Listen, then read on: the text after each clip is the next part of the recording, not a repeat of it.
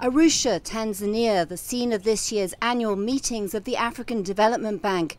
More than 2,000 delegates from all over the continent and beyond gathered for countless reports, seminars and open discussions. With an eye to the future and the bank's long-term strategy, the theme this year was Africa and the emerging global landscape, challenges and opportunities. In a session on Africa's economic outlook, those challenges included one of the most pressing issues, employment for the continent's youth, which is expected to double in size in the next 20 years.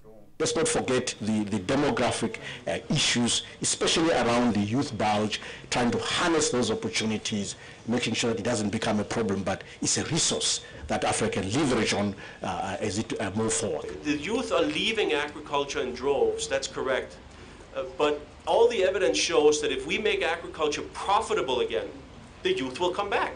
Africa's youth population is growing, is better educated, and therefore is a strong, crucial asset for further development.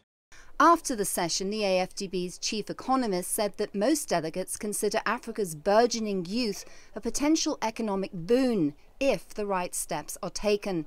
What I'm hearing is that there is a need to focus on giving the youth skills, the right skills for jobs so that they are more job ready, but also skills for them to be entrepreneurs, employ themselves and employ others. That's the strong message that one is hearing.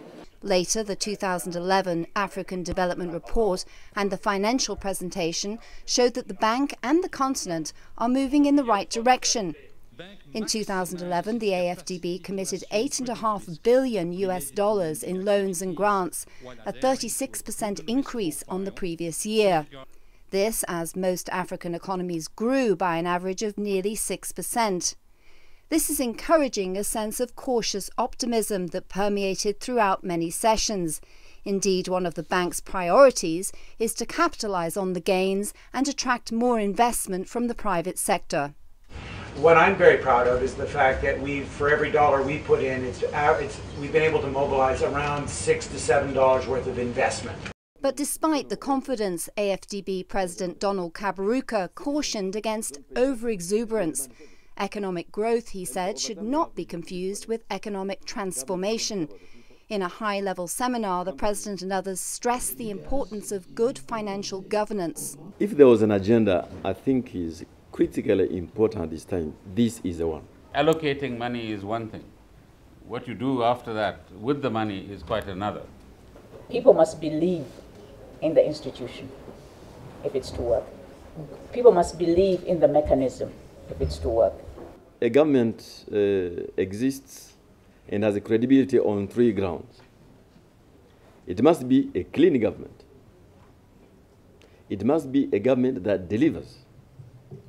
It must be a government that governs for all. There were 4 high-level seminars in all, featuring leaders from the public and private sector. Often filled to capacity, the audiences were treated to refreshingly open and frank debates. One of them focused on opportunities and challenges in light of the global financial crisis. We do have an opportunity now, really, to attract a lot of investment.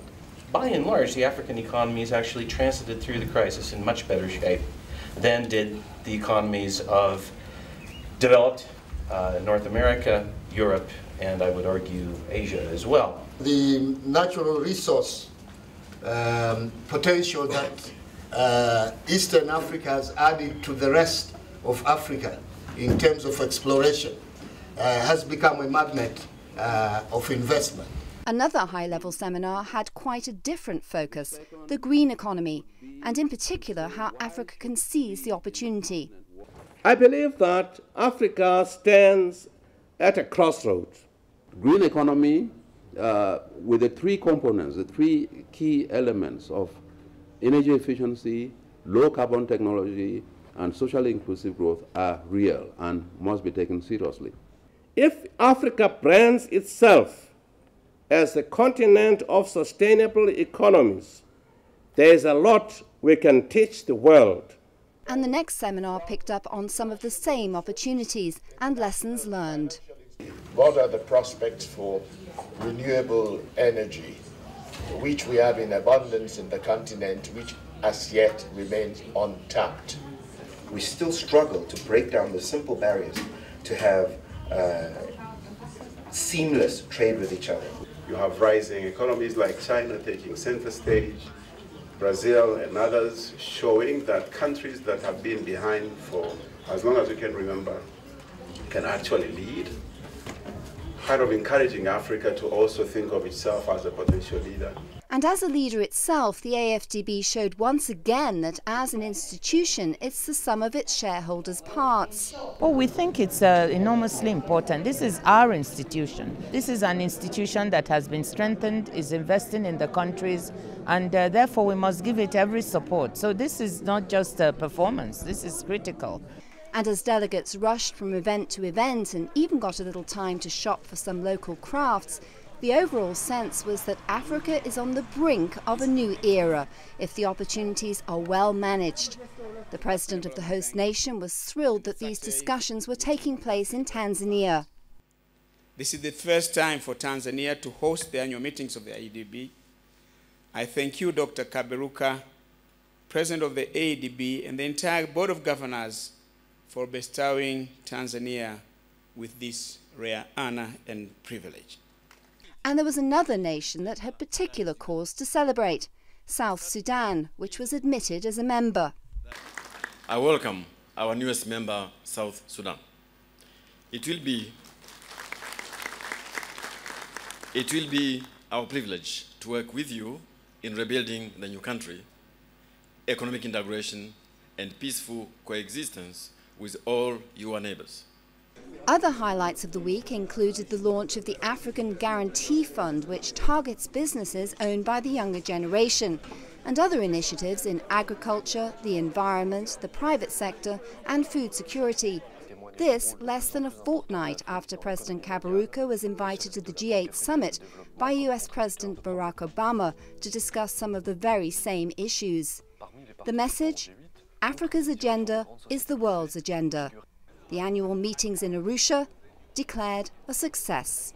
I think this has been the annual meeting where we have had the deepest and I would say the most honest dialogue with shareholders. I think we've had the type of dialogue we wanted to have, the type of results we wanted to have, the type of decisions we wanted to have. So it's been a great annual meeting.